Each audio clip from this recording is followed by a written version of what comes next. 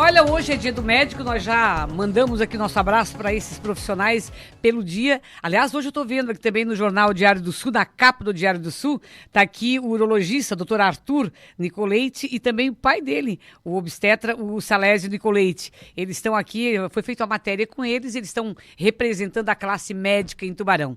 E nós aproveitamos hoje, trouxemos aqui o Dr. Francisco Marconato, que também é urologista, é nosso parceiro aqui também na emissora, para falar um pouquinho sobre essa profissão.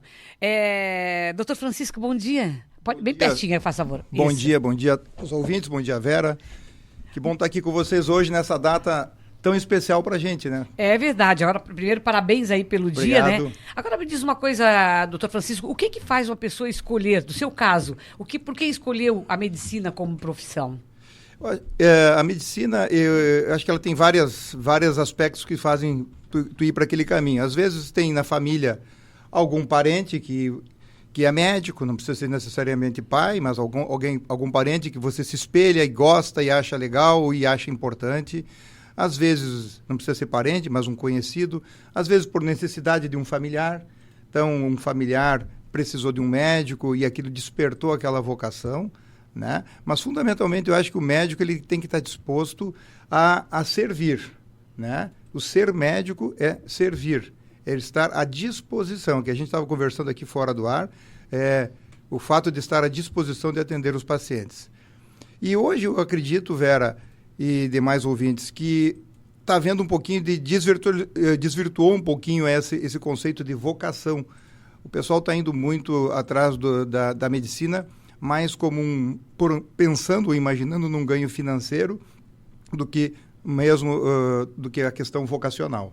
Uhum. E rende financeiramente mesmo, porque muita gente diz, você falou de uma coisa interessante, muita gente acaba fazendo opção pela medicina porque é uma profissão que rende financeiramente. Ela rende financeiramente mesmo? Vale a pena? Tudo que tu fizer bem vai render financeiramente. Então vai depender muito da sua competência. Então um jogador de futebol pode ser os top 10 mundiais, né? Pode ser aquele outro que não tem tanto o dom do caso do futebol. Então, a medicina é a mesma coisa.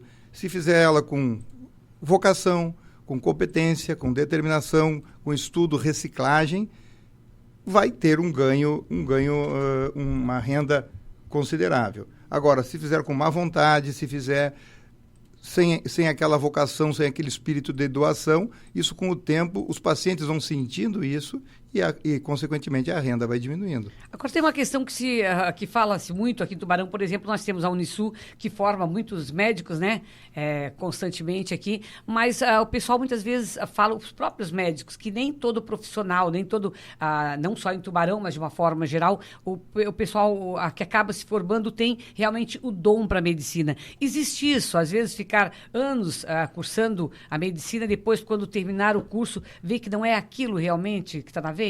Acho que existe, sim. Mas aí, porque já foi, como nós conversamos ali no início do nosso papo, já começou errado, já começou pela escolha errada, não era vocacionado para aquilo. Já foi vocacionado pelo financeiro. Então, ao longo do tempo, isso vai trazer dissabor, vai trazer frustrações, é a palavra que eu estava procurando, e, consequentemente, você vai ser um mau profissional, mal remunerado, e aí entra num ciclo vicioso e vai atrapalhar todo o futuro desse jovem médico. Uhum. Quando tem denúncias contra médico, por exemplo, abala a categoria de uma forma geral, independente, no caso da especialidade ou não?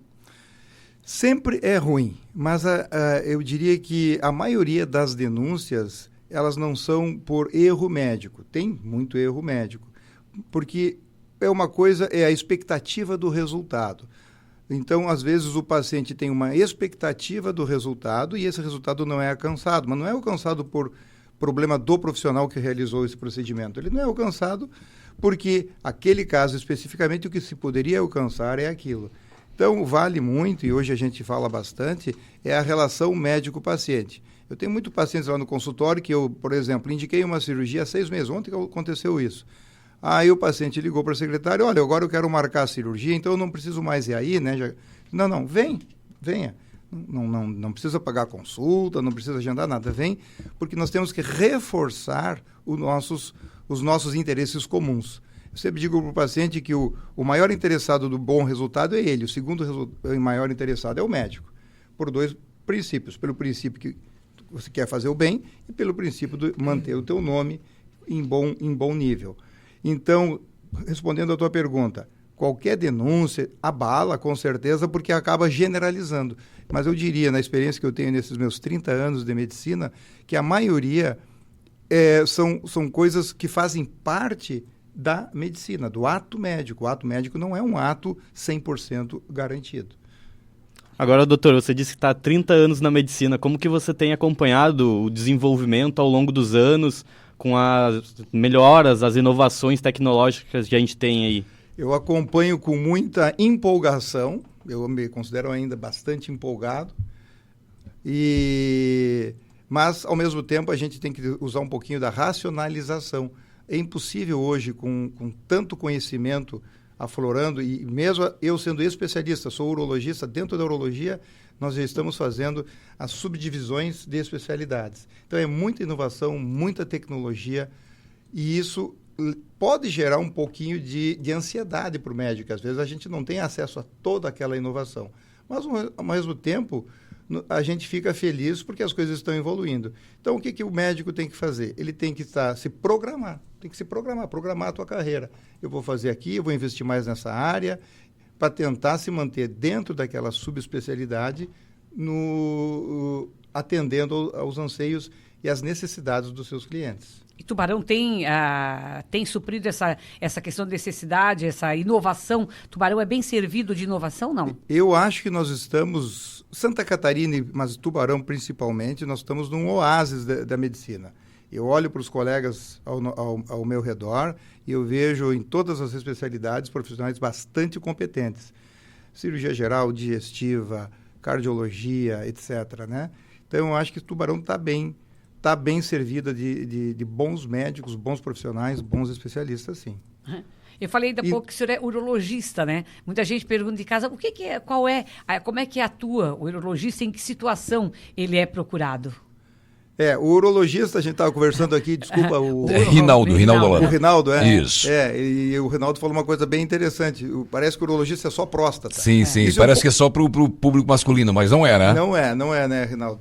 É porque um pouquinho do culpa do próprios urologistas com o Novembro Azul, fui muito focado em câncer de próstata, que realmente tem toda a sua importância. O mês que vem a gente vai conversar bastante sobre isso. Mas o urologista não é todo o aparelho urinário. Ele pega rim, e rim tem em homens e mulheres. Isso. Cálculo renal em homens e mulheres. Acidentes, tumores, cânceres do aparelho urinário, homens e mulheres. Pega a bexiga. Na mulher tem os prolapsos, as incontinências urinárias, infecções urinárias, e a próstata. Muito a questão da disfunção erétil, que a gente está conversando, reposição hormonal. Então, o urologista é uma especialidade clínica e cirúrgica bem ampla. A mulher, eu fui descobrir, Rinaldo, eu fui descobrir que o urologista atendia mulheres também, porque eu fiz cirurgia retirada de pedra nos rins. Foi aí que eu fiquei sabendo. Agora você fala também de uma questão da reposição hormonal. Sim. Isso, tanto quanto homens e mulheres. Nesse caso, é sempre procurado o urologista, ou a mulher muitas vezes procura primeiro um outro médico da área, por exemplo, depois ser encaminhada para o urologista. Como é que funciona essa questão? O urologista ele faz a reposição hormonal masculina.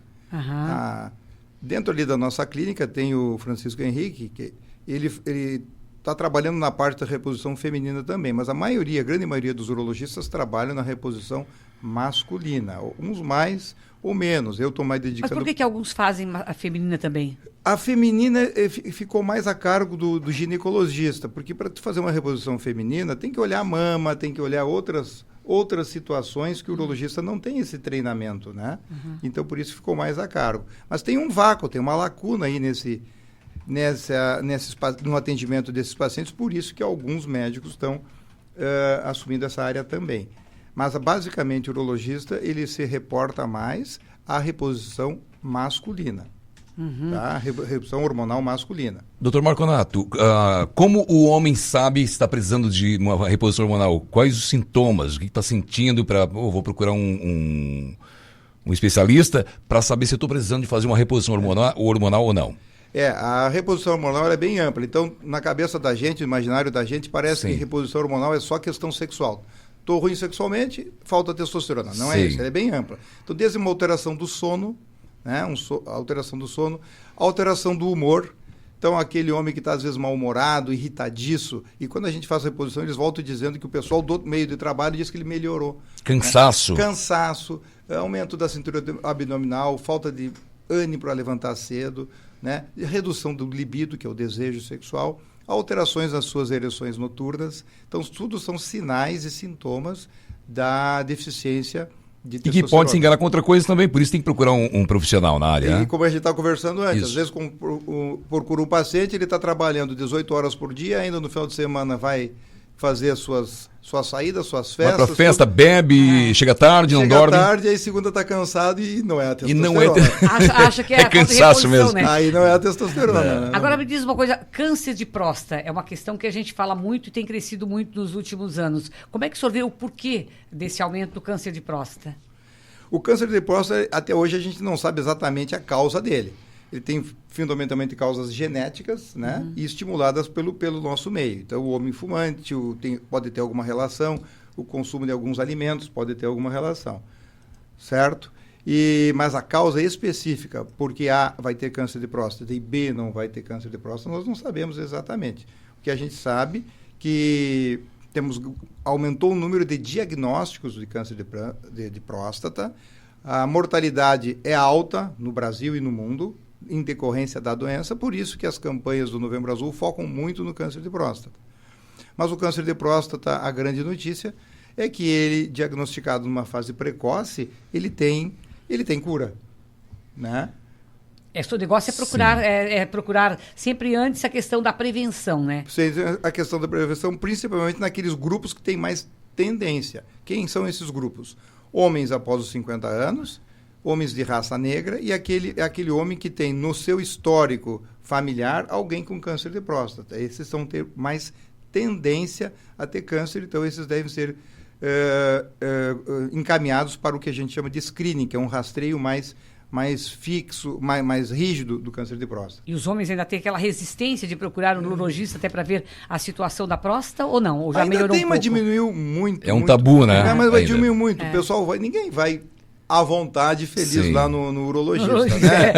Não, chega tudo bem, doutor? Vai Hoje entrar. vem aqui, Mas assim, o pessoal tem aceitado bastante, as mulheres estimulam essas campanhas que a gente está acostumado a fazer até no Novembro Azul, em palestras ou na rádio, etc. A própria Sociedade Brasileira de Urologia estimula muito isso. Então, eu acho que melhorou bastante. A turma tem procurado mais. Muito bem. Rapidinho, só que eu não podia deixar de fazer essa pergunta para o senhor. O pessoal me fala que você tem uma veia política.